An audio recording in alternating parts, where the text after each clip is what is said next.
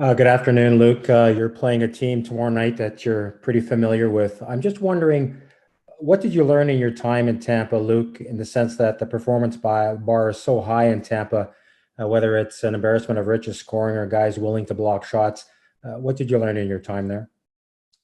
I learned lots. I mean, obviously, like you said, they got a very elite group of players. You look over at their lineup, the guys, what they've achieved. I mean, probably at the end of the day, gonna have 4 or 5 Hall of Fame guys on that team. I mean, and that doesn't happen by accident. Obviously, they're consistent throughout their career. They play both ends of the puck, and that's what you need to in order to have success and win championships. But I think the biggest thing I learned is just kind of, the belief in the group and the want to continue to want to get better and raise the bar higher and higher. So I mean, yeah, there's just a lot of good things over there. It's just a rock solid dressing room, a great bunch of guys, and to have a track record like they've had in the last probably decade or so, it's incredible, and unbelievable group of guys over there.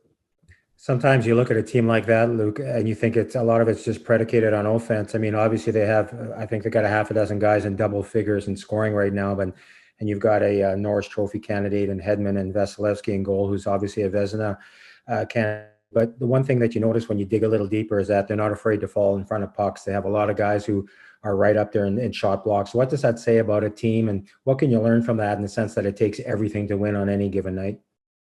I think that was one of the biggest things they changed over the last couple of years in order to win the championships. I think that year they had that unbelievable run and got first place in the league and lost in the first round to Columbus. I think back then they relied on skill a lot more and tried to outscore teams, and now it's back. And now they got that ability to put up large amounts of goals in games and outscore teams, but the main focus now is on the ability to out-defend teams, which is obviously how you win championships. You look at, Vasilevsky and how good he is out there, but, they got a big, strong, heavy D core, and that's kind of what they pride themselves on is, being big and heavy down low in the corners and in front of the net, in front of Vasi. And if you're able to get through the D and get to the front of the net, you got to deal with Vasi. So, I mean, obviously, I think a lot of the misconception is that they're an offensive team that takes chances, which maybe it was in the past, but the past 2 years when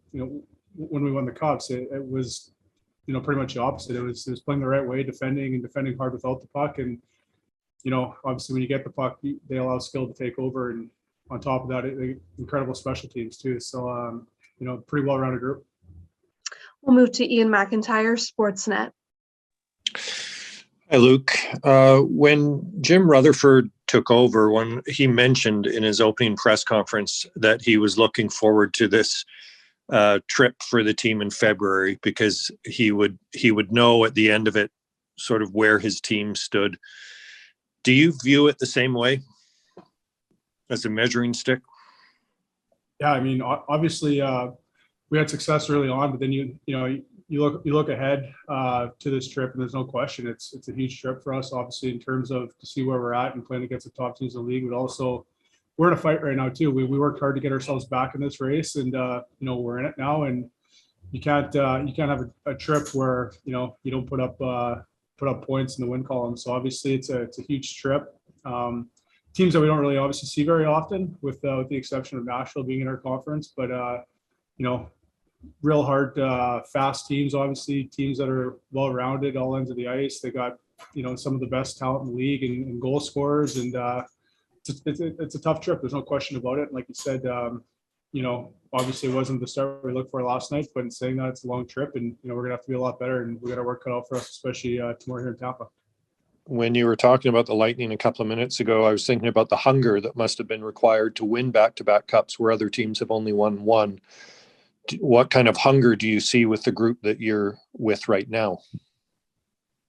Yeah, obviously, like you said, I mean, as soon as you lose that hunger and that, competitiveness, and, you're all right with just, you're content with where you are. It's exactly when you start to fall. I mean, there's a reason, there's a reason why teams obviously don't win back-to-back very often. It's because, you go through it once, how hard it is and what you have to put into it. And, it's not an easy thing to do. So that's why a lot of teams don't do it. And same thing when you're in a grind in the middle of the season. I mean, we know how hard it is to win hockey games, and you got to show up every night because, teams are putting forth that same effort. And as soon as you don't bring it and you let your foot off the gas a little bit, that's exactly, when things don't go your way. And we saw that last night. So, it's obviously a long season. It's tough to be consistent. And, if you, sometimes in games or, parts of the season, it's not your A game, but you got to rely on, trusting your systems and,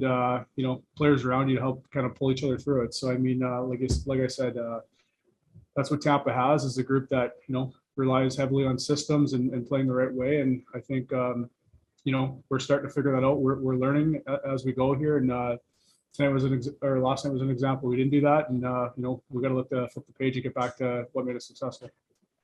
Patrick Johnston, Post Media. Luke, we know on the ice what challenges both these teams present. But, especially I think when you're coming from a colder winter place, you go to Florida, is there a risk there of you guys almost kind of losing yourself mentally and sort of the pleasantness of how things are off the ice?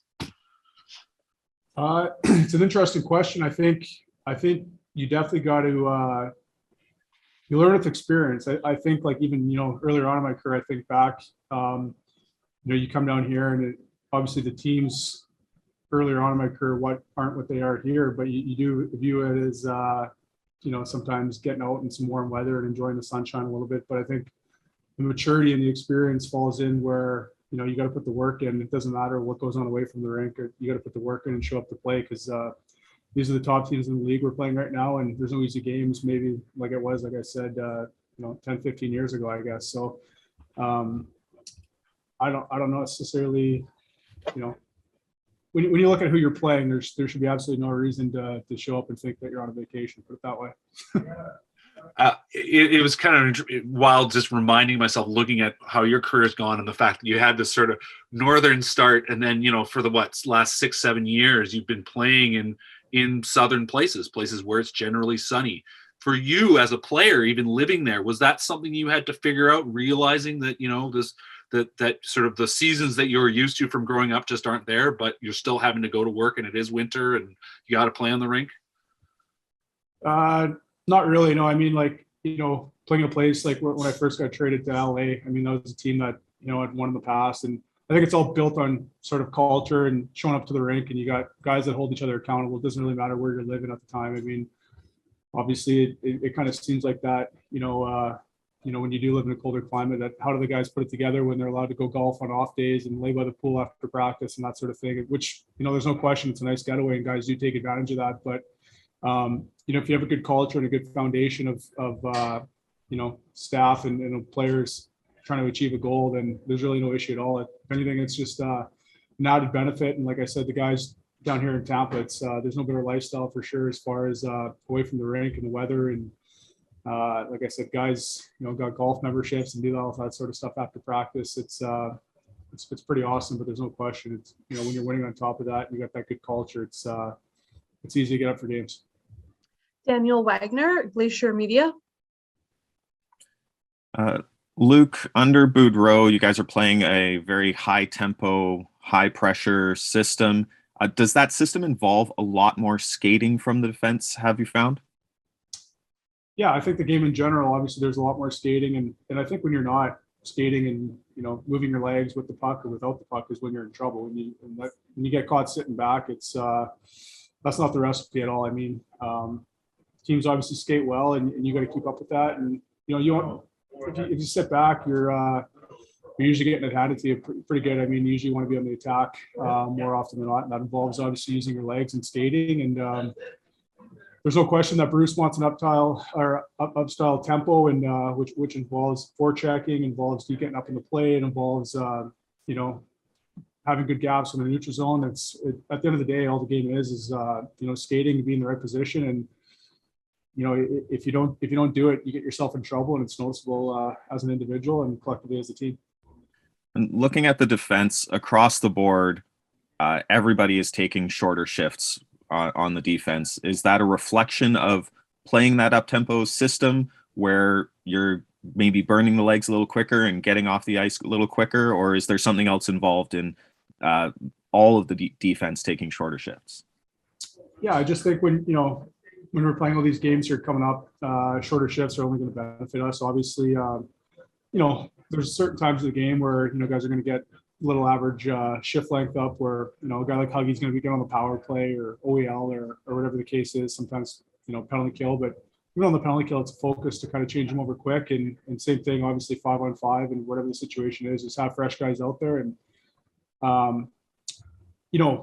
obviously you look at our schedule, we're playing a lot of road games as well too, right? So teams got the home change, and sometimes you don't want to get out changed as a road team and just kind of have your guys fresh. And I think they're doing a good job of that.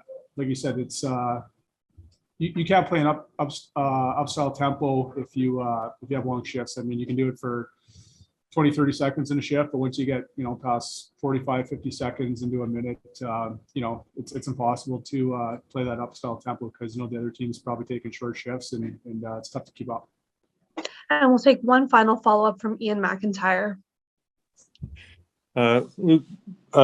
Bruce said last night that everything is easier when you're winning, and when you lose, it reveals something. You guys obviously hadn't lost a regulation game since Bruce became coach until last night. What do you want to see from your team as a response? What should your team take from that game? Well, I think, obviously we've talked about it and we've gone over some things. And I think the one thing is you don't want to let it bleed into more than one game. I think good teams, you look at all the good teams around the league, they're at the top of the league and top of the divisions and conferences is because they don't lose multiple games in a row. And obviously we were doing that earlier on, and that's what got us out of the race. And, winning multiple games in a row is what got us back into it. So the more consistency you can have and being resilient after a loss is the sign of a good team. And like you said, after a loss, it's your character shows through, going into the next game. Everyone wants to bounce back and step up. And like I said, not let it carry over and bleed into consecutive games. So that's one of the good things. One of the things good teams do is, you got to have a short memory, win or loss. But, after a loss in particular, you got to learn from it and bounce back. And, huge test for us tomorrow. Thank you so much, Luke.